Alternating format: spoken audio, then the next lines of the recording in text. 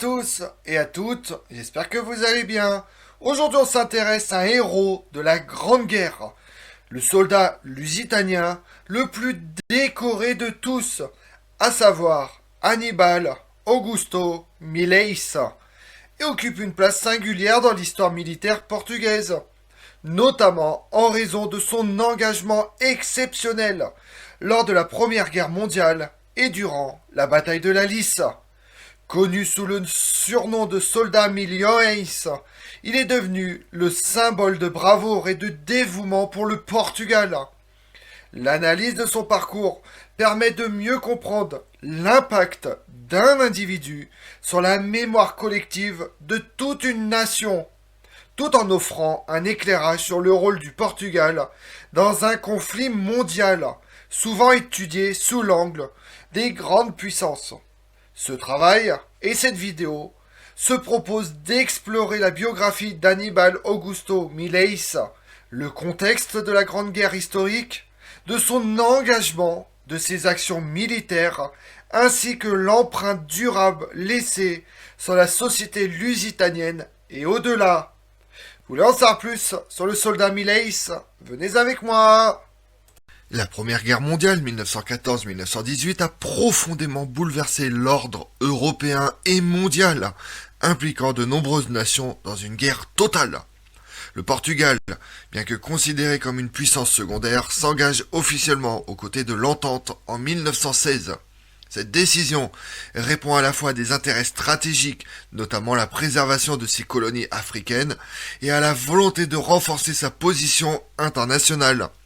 Le corps expéditionnaire portugais est envoyé sur le front occidental, en particulier dans le secteur de la Lys, en France. Malgré un équipement souvent inférieur à celui de ses alliés, le contingent lusitanien fait preuve d'une détermination remarquable face à l'hostilité des tranchées et à la puissance de feu ennemi. Sur le champ de bataille, ils entreprennent leur première mission, ériger des infirmeries et des camps d'officiers, creuser et garder les tranchées, d'où beaucoup d'entre eux ne reviendront jamais. À cette époque, ils recevaient encore des instructions des Britanniques, jusqu'au petit matin du 2 avril 1917, où ils rejoignent enfin les tranchées pour combattre. C'est dans ce contexte que s'illustre Hannibal Augusto Mileiss, dont les actes de bravoure transcendent la simple participation nationale pour entrer dans la légende. La participation du corps expéditionnaire portugais à la Première Guerre mondiale fut particulièrement marquée par son engagement dans la bataille de la Lys en Flandre le 9 avril 1918. En grande partie, les soldats portugais furent victimes des gaz toxiques, des combats au corps à corps et des conditions déplorables dans lesquelles ils vécurent des mois durant dans les tranchées. Né le 9 juillet 1895 dans le petit village de Valongo, dans la municipalité de Mursa, Hannibal Augusto Mileiss grandit dans un environnement rural typique du nord du Portugal. Issu d'une famille modeste, il reçoit une éducation élémentaire stricte, caractéristique de la société portugaise de l'époque, et travaille dès son plus jeune âge comme agriculteur. Cette expérience forge son endurance physique et son sens de la solidarité, deux qualités qui s'avéreront déterminantes lors de son engagement militaire. Lorsque le Portugal mobilise ses forces pour la Grande Guerre, Mileiss est incorporé au sein du corps expéditionnaire lusitanien. Son parcours personnel, marqué par la simplicité et la ténacité, contraste avec celui de nombreux officiers issus de la bourgeoisie urbaine, ce qui contribuera à faire de lui une figure populaire auprès des soldats et de la population portugaise. C'est en France qu'il devient tireur d'élite spécialisé dans les mitrailleuses Lewis et qu'il fut intégré à l'unité BI-15 à Tomar comme chef d'une équipe de mitrailleuses légères. À seulement 22 ans et mesurant 1m55, Hannibal Mileiss allait devenir l'un des héros les plus marquants de la Première Guerre mondiale. Les soldats lusitaniens se portent volontaires pour infiltrer les lignes ennemies et attaquer les tranchées, même si les pertes des deux camps lors des raids furent extrêmement élevées. Les hommes entendaient constamment des bombardements lointains, ce qui ne manquait pas d'accroître leur peur et de les démoraliser. Ils passaient leur journée à réparer les tranchées, à construire des passerelles en bois pour tenter d'échapper à la boue, à drainer l'eau qui s'infiltrait de toutes parts et à étendre et à entretenir les lignes téléphoniques. Dans certaines zones, le terrain ne permettait pas de creuser des tranchées suffisamment profondes et les hommes devaient se déplacer accroupis. Pendant longtemps, le conflit en Flandre fut une guerre d'angoisse sans affrontement direct, menée par des tireurs d'élite et des patrouilles nocturnes. Après quelque temps, les premiers raids commencent. Les bombes à gaz tombent sur les rangs lusitaniens et avec elles, les premiers morts. Lorsque Sidonoio Pais mène le coup d'État le 5 décembre 1917, de nombreux soldats espèrent que son expérience militaire le conduira à envoyer des renforts ou à retirer leurs troupes du conflit. Mais cet espoir fut vain.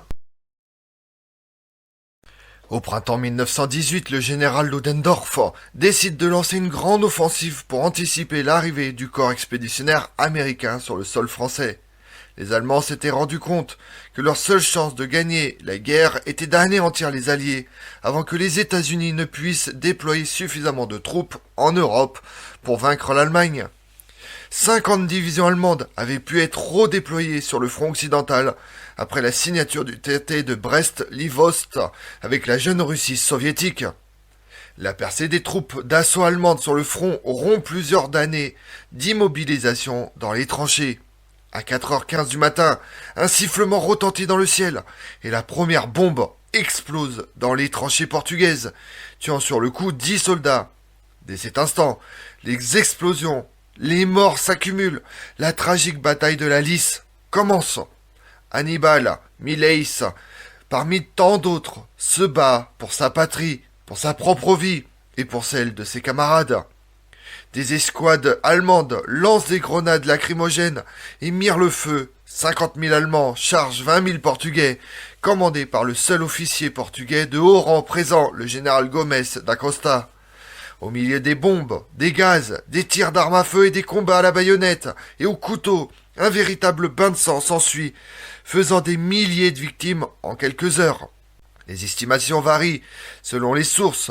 On peut situer le nombre de morts entre 1000 et 2000, celui des blessés entre 4 à 5000 et celui des prisonniers de guerre autour de 7000.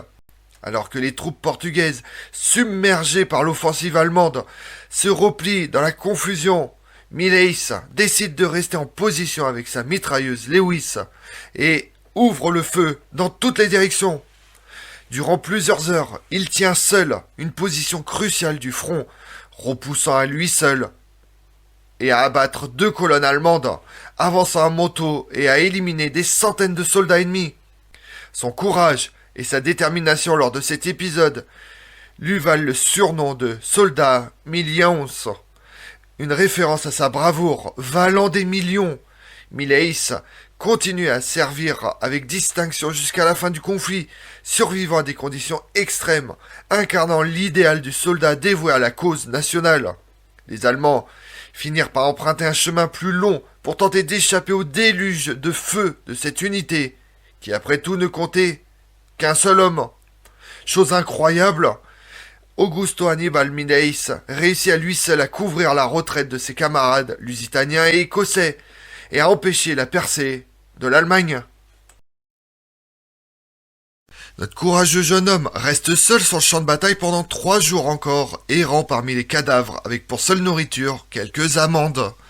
Il erre pendant 72 heures avec sa mitrailleuse Lewis sur le dos, ouvrant le feu de temps à autre. Le 3e jour, il découvre un major médical écossais blessé, gisant dans un marais, qu'il finit par sauver en le transportant sur des kilomètres jusqu'à atteindre les lignes alliées. C'est après avoir enfin retrouvé ses compagnons et les avoir remis aux Écossais qu'il fut accueilli, les larmes aux yeux, par le commandant Ferreira do Amaral, qui immortalise son surnom, en lui disant que Mileis vaut des millions. Outre son courage, Augusto Hannibal Mileis possédait aussi l'humilité des véritables héros. Son exploit lui était inconnu, mais seul le major médical écossais qui l'avait sauvé et à qui il raconta ses actes héroïques devant la porte du général britannique en avait connaissance. Chose incroyable, Millais accepte de retourner au combat quelques mois plus tard, accompagné de sa compagne, et accomplit une nouvelle acte héroïque en escortant une unité belge hors des tranchées secondaires sans aucune perte. Lui et sa compagne, vous l'avez compris, c'est la mitrailleuse Lewis. Millais, héros portugais, fut fait chevalier de l'ancien et très prestigieux ordre militaire de la tour et de l'épée et de la valeur, de la loyauté et du mérite du Portugal en 1918. La même année, il fut également décoré de la médaille militaire de la Croix de guerre de première classe du Portugal, de la médaille d'or de l'ordre de Léopold II de Belgique, et fait chevalier de l'ordre national de la Légion d'honneur en France. L'année suivante, il reçut la médaille de la victoire du Portugal et la médaille de la campagne cumulative en France 1917-1918 et du Portugal. Le 2 février 1919, il retourne enfin au Portugal. Il épouse Teresa de Jésus et eut 9 enfants avec elle. Après la fin de la guerre, l'économie portugaise était proche de la faillite et Millais eut du mal à subvenir aux besoins de sa famille. Le gouvernement portugais promit d'aider, mais au lieu d'une allocation, il donna son nom au village où il était né. Le plutôt timide Millais vivait dans le village de Valongo, plus célèbre que jamais, mais aussi pauvre qu'auparavant. Il reçut de nombreuses décorations et de nombreux éloges. Mais ce soldat hautement décoré ne pouvait toujours pas subvenir aux besoins de sa famille. En 1928, il immigre au Brésil dans le but d'améliorer sa situation financière. La communauté lusitanienne au Brésil l'accueille comme un véritable héros. Lorsque les Portugais qui y vivent ont compris que Millais était dans le besoin, la communauté a rassemblé des fonds pour le renvoyer au Portugal avec suffisamment d'argent pour subvenir aux besoins de sa famille. Le public portugais considérait cela comme une indignité nationale et était en colère contre l'armée qui avait fait peu pour Millais. Le 5 août 1928, il retourne enfin au Portugal et se consacre à l'agriculture. Il reçut une petite pension suffisante pour vivre en tant que héros national. Il décède le 3 juin 1970 dans le village qui porte son nom. Après la guerre, il est célébré comme un héros national, recevant des hommages officiels du gouvernement, devenant une figure emblématique pour les générations suivantes. Les hommages à sa mémoire se manifestent également dans la toponymie portugaise avec des rues, des places, des monuments portant son nom, perpétuant ainsi le souvenir de son engagement et de ses sacrifices.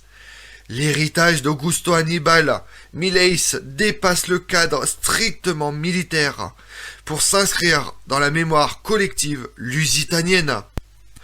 Son histoire est enseignée dans les écoles, commémorée lors des célébrations nationales, intégrée à la culture populaire. Aníbal Augusto Millais incarne les valeurs de courage, de modestie, de résilience, devenant un modèle pour les soldats portugais et un symbole de l'identité nationale. À l'échelle internationale, Millais est parfois cité dans les études sur les participations des pays dans la Première Guerre mondiale, illustrant la capacité d'un individu à influencer le cours des événements et à marquer l'histoire au-delà des frontières nationales. Comme on l'a vu, Aníbal Augusto Millais demeure une figure incontournable de l'histoire militaire portugaise et de la Première Guerre mondiale. Sa biographie, ses actions sur le champ de bataille, ainsi que la reconnaissance dont il a bénéficié, témoignent de l'importance de la mémoire individuelle dans la construction du récit national. Pour les chercheurs, l'étude de son parcours ouvre des perspectives sur la valorisation des héros anonymes, la transmission des valeurs militaires et l'influence des récits de guerre sur la société contemporaine. Pour suivre la recherche sur Millais et le rôle du Portugal dans la Grande Guerre, permet d'enrichir la compréhension des dynamiques européennes du début du XXe siècle et de mieux cerner l'impact des conflits sur les identités nationale. Je vous remercie d'avoir suivi cette vidéo en ma compagnie. Si vous voulez connaître mes autres vidéos, retrouvez-moi sur ma chaîne YouTube Tout sur l'Histoire avec Damien, mais également sur les réseaux sociaux Twitter et Instagram Histoire Damien. Et pensez à liker, commenter et vous abonner. Je vous remercie à tous.